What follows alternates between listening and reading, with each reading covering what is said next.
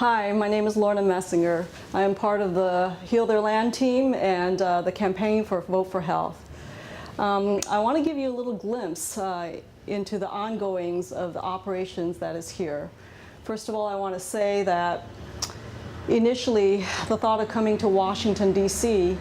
Was a vision that was of such a magnitude that the work seems like it could be insurmountable. After all, we are going to, the highest power in this nation and of the world, and to take a small group of members and those coming from all walks of life, of all ages, of all experiences, and come to this place with all these variations and variables could present quite a challenge. I want to say, though, that one thing that was called everyone here was the understanding of the time that we are in, a time such as this, of the giving of the third angel's message, and through a interview that was put online about the previous trip of coming to Washington back in September of 2015. The experience that we had here had a lasting effect, and when people saw that a work was previously done and an interview was done and a recapturing the experience, they caught the vision too. And so I believe that through that interview and video, the Lord moved upon the hearts of many people who have watched this and engendered within them this vision to come here. And so we came here, and the Lord assembled a group of people from multiple states, and that was what was so unusual and unique. And as we saw the young people arrive, and some of the older people too as well, we began a work in earnest. We have been here 3 months, and today is the last Sabbath, and it would be nearly impossible to tell you everything that has transpired through these past 3 months each day, because each day was full of activity and was very, very highly intense. From the beginning, the work was that the young people went into the Senate offices, and doing their due diligence, they visited the offices of all 535 congressional offices, beginning to develop a rapport with the staffers that were there, being that they were young people, and these are young people too, that they would find a common ground in youth, and one representing the ambassadors of the United States, and yet we had our ambassadors visiting them, and we are the ambassadors of the King. And so through this association that was done week by week, day by day, literature was given out, talks were made, in an attempt to just develop a dialogue to open up their minds and their understanding of what we were trying to do here. And as always, we were modeling ourselves, both in character and in the work, after the pattern of Christ, recognizing that the entering wedge message was the health message. Therefore, Vote for Health had a political slant to it, in that they could relate to it, because this is Washington, D.C., and it's political here. And as the young people were faithful in giving out the different brochures and postcards to engage them in talk, we gradually invited them to a series of evangelistic meetings that was going to take place in Washington, D.C., in front of the Capitol. And as we did this, there was some familiarity established, and the young people were able to invite them, going back multiple times, so much so that there was a comfort level developed.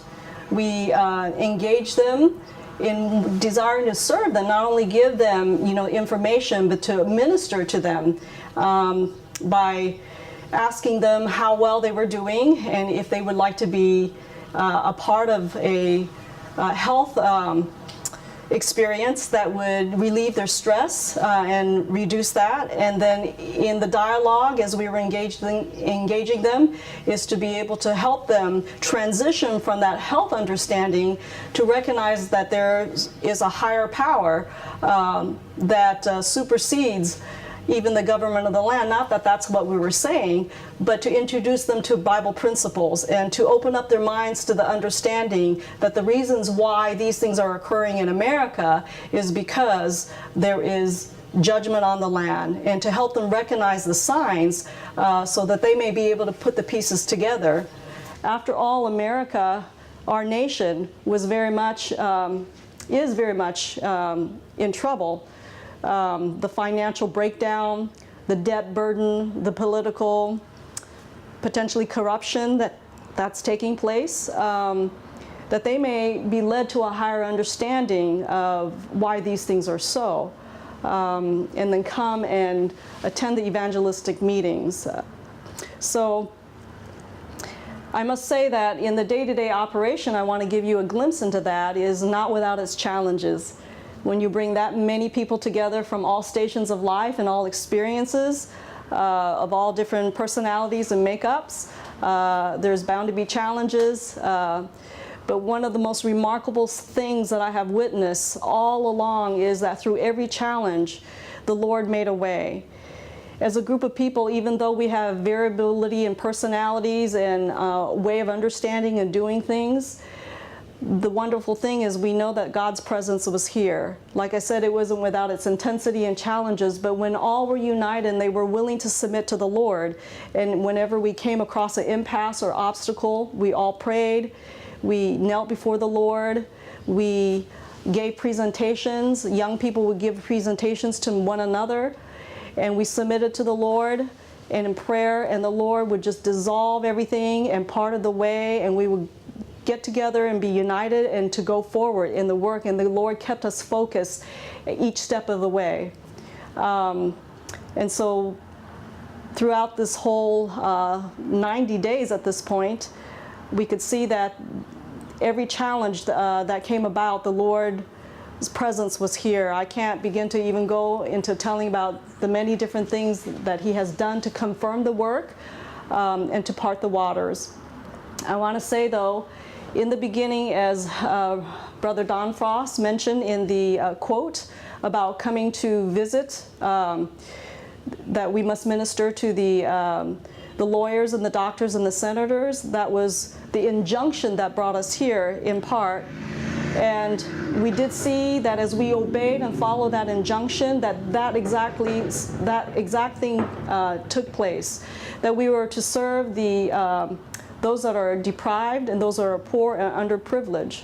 What is so remarkable is that we serve a God that is a God of not only the leaders of America, but even as He's working with the higher powers of the earth, He has His heart for the sparrow, that is the underprivileged people. So even as our main goal was to come here to open up the minds and to minister to those that are in leadership of this nation, the Lord had His eyes on the sparrow. And so throughout every spectrum of caste of economic class was ministered to. He never forgot.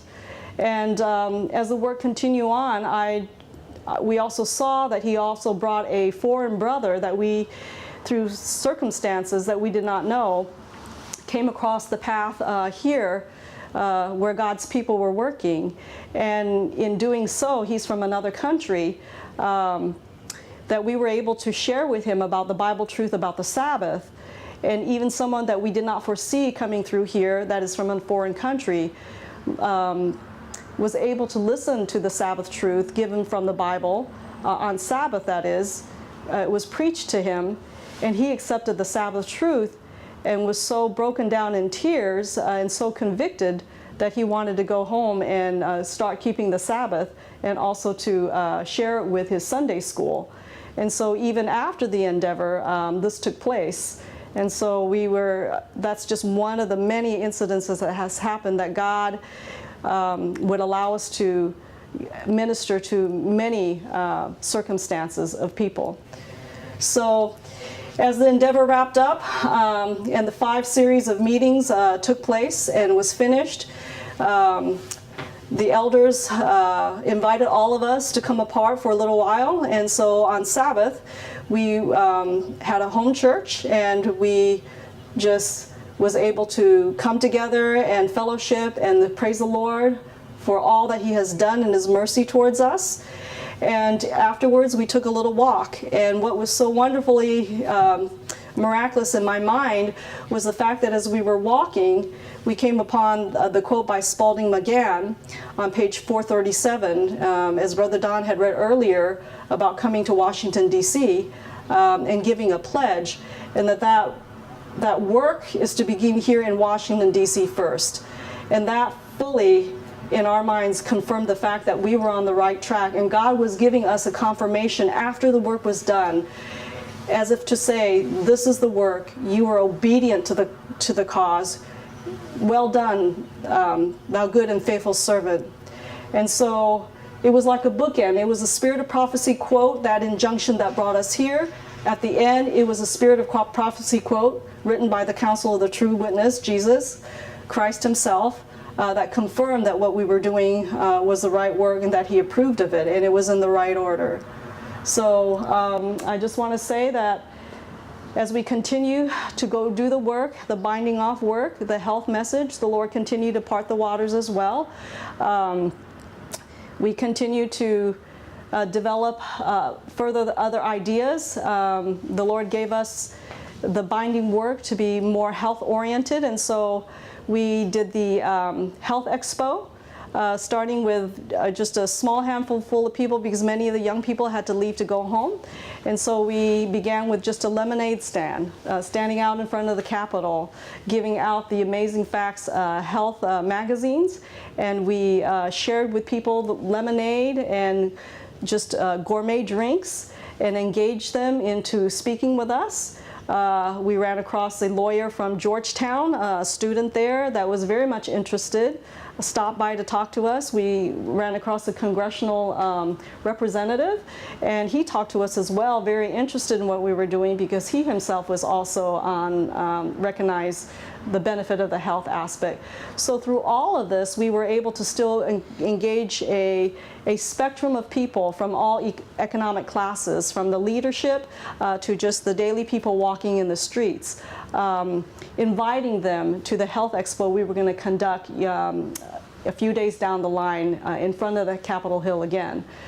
And so as we continue to do that, the Lord continued to bless. And at the Health Expo right in front of the Capitol, once again we were back there. We set up 8 stations and a local Seventh-day Adventist college came to help us present the Health Expo. And again, the Lord parted the waters because again, as the days progress, even despite inclement weather, we had all kinds of people come to the Health Expo. We had people from Germany, from France, from China, from Africa. We had family with young children. They came and they were so blessed by it. Every station that they went through, and as they finally got to the massage station, you could tell that their minds were becoming opened up. As we ministered to them with smiles, as we did the stress reduction through the massage, as we prayed with them, their minds were opened up. Some of them even said, I've never, heard of these kind of things before. And keep in mind, too, that these many people were educated. This one lady was from France, and she was an aerospace engineer. Another one just received her PhD. And was here for a meeting. Many others were highly educated. And even these people that were highly educated did not realize that these basic health messages that we take for granted, that we think that everyone should know or would know, they actually didn't. And so that really confirmed that there is a work to be done on Capitol Hill, and there is really, it transcends all spectrum of economic class and also of educational classes. So it is true that this work is really being confirmed by the Lord, and we see that there is a need up here to do such a work. And so prayerfully and with a joyful heart, as the Lord has confirmed this, that there is going to be a band of people that will continue the work here on Washington, D.C. They have caught the vision. They are in cooperation with the Lord. And so we just solicit your prayers and that this work will continue on and that more people will capture the vision, not only to do this here in Washington, D.C., but it could be done also in your local state capitals, wherever you live, in your counties. Because of a truth, we have seen it demonstrated that this health message is the entering message, and it is the entering wedge that does open up the hearts of people, that through this, they will receive the prophetic message. Because as we finish the health aspect of it, there were some people that were just moved to tears through our prayers for them. And so we would just want to engage you, and just because we are going to leave DC now, it doesn't mean that the work is done. And so please pray for this continuously. We thank you all who have ministered and given of your talents through prayer and through the means and through your energies. And so I thank you for your time.